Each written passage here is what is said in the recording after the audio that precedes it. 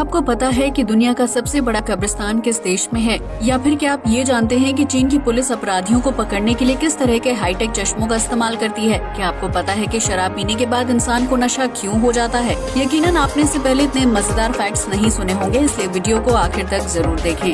Fact number 1, आपने आज तक कई तरह की लव स्टोरी सुनी होंगी जिसमें लड़का या लड़की पहली नजर में ही अपना दिल दे बैठते हैं, लेकिन आज हम आपको जिस शख्स की लव स्टोरी के बारे में बताने जा रहे हैं, उन्हें टीवी में मॉडल की एक झलक देखकर ही प्यार हो गया था। यहाँ हम बात कर रहे हैं हॉलीवुड एक्टर माइकल केन की, जिन्होंने अपने करियर में 100 से भी ज्यादा सुपरहिट फिल्मों में काम किया है। एक दिन माइकल अपने घर पर बैठकर टीवी देख रहे थे।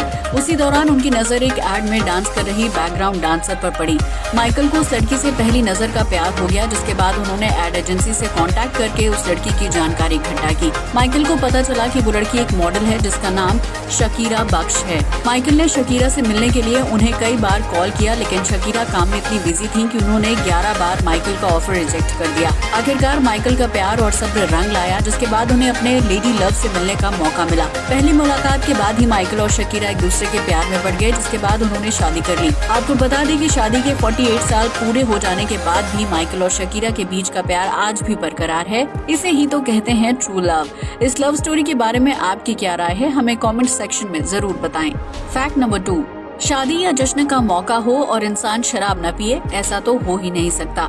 लेकिन शराब पीने के बाद अक्सर इंसान को होश नहीं रहता है और वो अजीबोगरीब बातें करने लगता है, जबकि उसके कदम और जबान भी लड़खड़ाने लगते हैं। लेकिन क्या आपने कभी सोचा है कि शराब पीने के बाद इंसान को नशा क्यों और कैसे होता है? अगर नहीं तो हम आपको बता दें कि शराब में बहुत ही छोटे आकार के मॉलिक्यूल होते हैं जो हमारे ब्लड में आसानी से मिल जाते हैं। ऐसे में अल्कोहल के मॉलिक्यूल्स को खून के साथ मिलकर हमारे दिमाग तक पहुँचने में सिर्फ 6 मिनट का समय लगता है, जिसके बाद इंसान को धीरे धीरे नशा होने लगता है। इस तरह शराब के मॉलिक्यूल्स दिमाग में पहुंचकर वहां मौजूद न्यूरोट्रांसमीटर्स को प्रभावित करने लगते हैं, जिसकी वजह से दिमाग के कार्य करने की क्षमता पर असर पड़ने लगता है।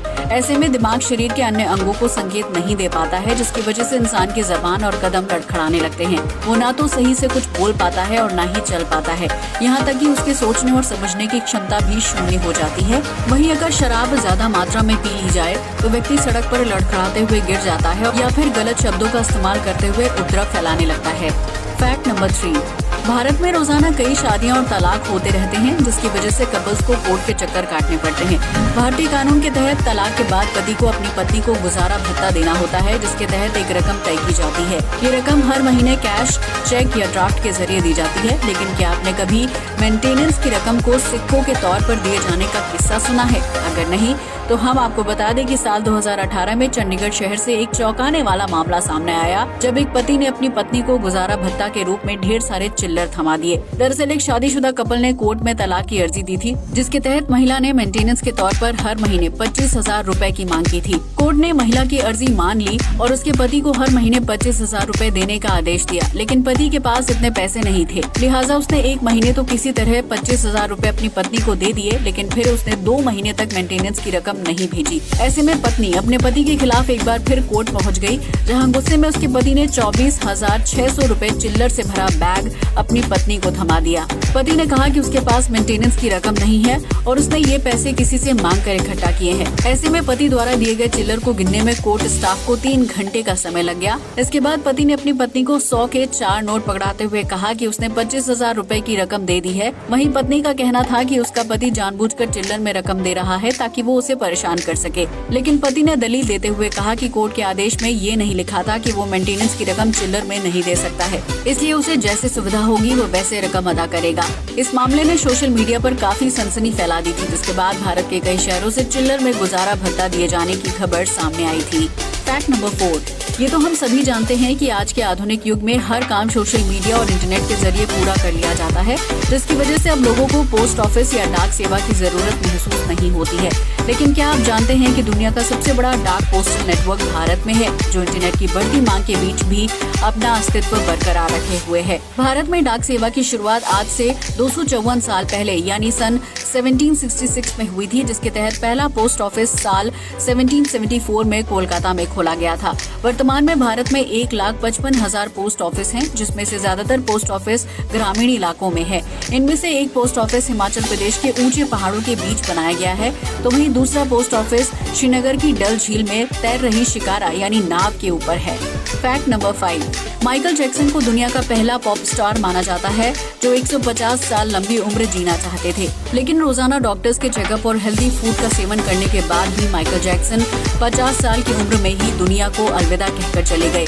लेकिन क्या आप जानते हैं कि माइकल जैक्सन की मौत होने के साथ ही इंटरनेट भी स्लो हो गया था, क्योंकि माइकल जैक्सन को चाहने वाले फैंस सोशल मीडिया के जरिए उनकी मौत की पुष्टि करना चाहते थे।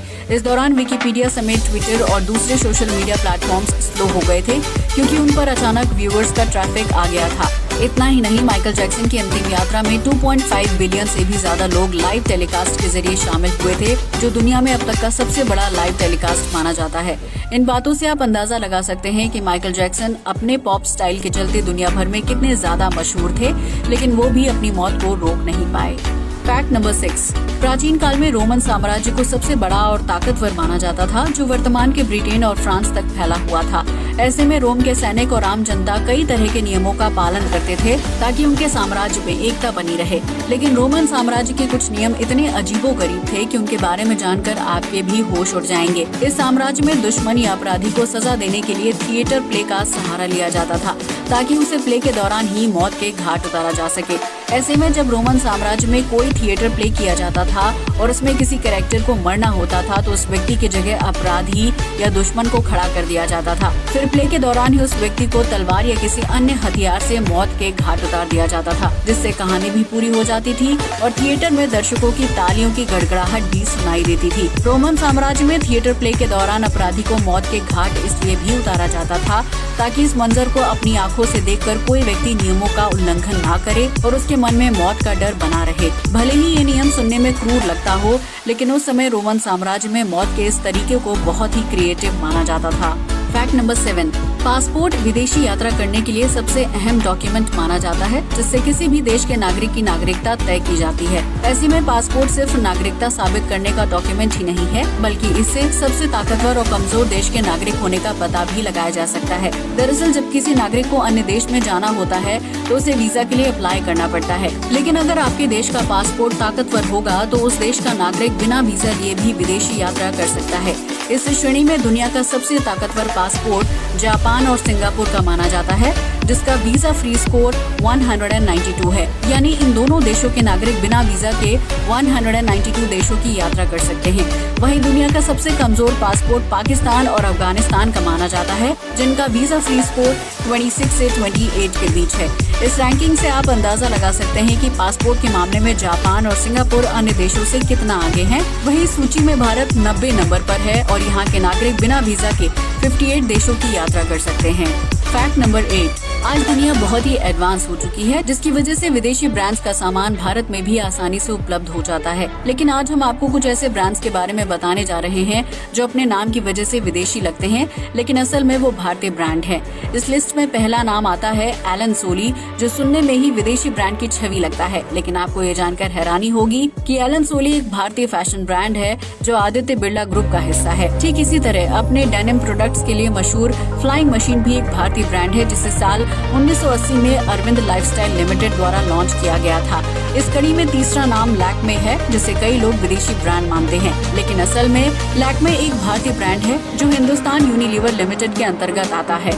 अगर आप भी ऐसे किसी भारतीय ब्रांड के बारे में जानते हैं जो नाम से विदेशी लगता है तो हमें कमेंट बॉक्स में जरूर बताएं। फैक्ट नंबर 9, भले ही चीन दुनिया भर में नकली सामान बनाने और महंगे ब्रांड की कॉपी तैयार करने के लिए जाना जाता है, लेकिन इस देश की पुलिस अपराधियों को पकड़ने के लिए बहुत ही हाईटेक चश्मों का इस्तेमाल करती है। इन चश्मों में एडवांस सेंसर के साथ साथ फेस रिकॉग्निशन जैसे फीचर भी हैं, जिसकी मदद से पुलिस अधिकारी बिना कोई एक्शन लिए अपराधी या संदिग्ध व्यक्ति की पहचान कर सकते हैं। दरअसल जब पुलिस अधिकारी इस चश्मे को पहनकर आम जनता को देखते हैं तो इसमें लगा फेस रिकॉग्निशन संबंधित व्यक्ति की पूरी जानकारी बता देता है। अगर पुलिस रिकॉर्ड में किसी अपराधी का नाम दर्ज होता है और वो खुलेआम घूमते हुए पाया जाता है तो पुलिस इस स्मार्ट चश्मे की मदद से उसे भीड़ में आसानी से खोज कर पकड़ सकती है। इस स्मार्ट चश्मे में लगाया गया कैमरा सीधा चीन पुलिस के हेडक्वार्टर्स और आम नागरिकों के डेटाबेस से जुड़ा हुआ होता है, जिसके जरिए अपराधी और आम नागरिक के बीच आसानी से अंतर किया जा सकता है। इन्हीं एडवांस चश्मों की वजह से चीनी पुलिस की चर्चा दुनिया भर में हो रही है, क्योंकि ये संदिग्ध और अपराधियों की जाँच करने का सबसे आसान तरीका माना जा रहा है। फैक्ट नंबर 10, कफन। मुस्लिम और ईसाई धर्म में इंसान की मृत्यु के बाद उसके शव को मिट्टी में दफन कर दिया जाता है, जिसके लिए अलग अलग जगहों पर कब्रिस्तान बनाए जाते हैं। लेकिन क्या आप जानते हैं कि दुनिया का सबसे बड़ा कब्रिस्तान किस देश में है और वहाँ एक साथ कितनी लाशों को दफन किया जा सकता है? अगर नहीं तो हम आपको बता दें कि दुनिया का सबसे बड़ा कब्रिस्तान इराक के नजफ शहर में है, जिसे वादी अल सलाम सेमेट्री के नाम से जाना जाता है। इस कब्रिस्तान को शांति की घाटी भी कहा जाता है, जो 1485 एकड़ यानी 6 स्क्वायर किलोमीटर के इलाके में फैला हुआ है। इस कब्रिस्तान में 50 लाख से ज्यादा मृत लोगों को दफन किया गया है, जबकि कई लोगों का कहना है कि ये आंकड़ा 50 लाख से भी ज्यादा है। नजफ शहर को शिया समुदाय द्वारा बसाया गया था, इसलिए यहाँ मौजूद कब्रिस्तान दुनिया भर के श्रद्धालुओं को अपनी तरफ आकर्षित करता है। कहा जाता है कि वादी अल सलाम में शिया समुदाय का हर व्यक्ति दफन होने की इच्छा रखता है, जहाँ पिछले 1400 सालों से मृतकों को दफन करने का रिवाज चला रहा है। आज के लिए बस इतना ही। वीडियो अच्छा लगा हो तो इसे लाइक और शेयर करें, साथ ही हमारे चैनल को भी सब्सक्राइब करें। जय हिंद दोस्तों।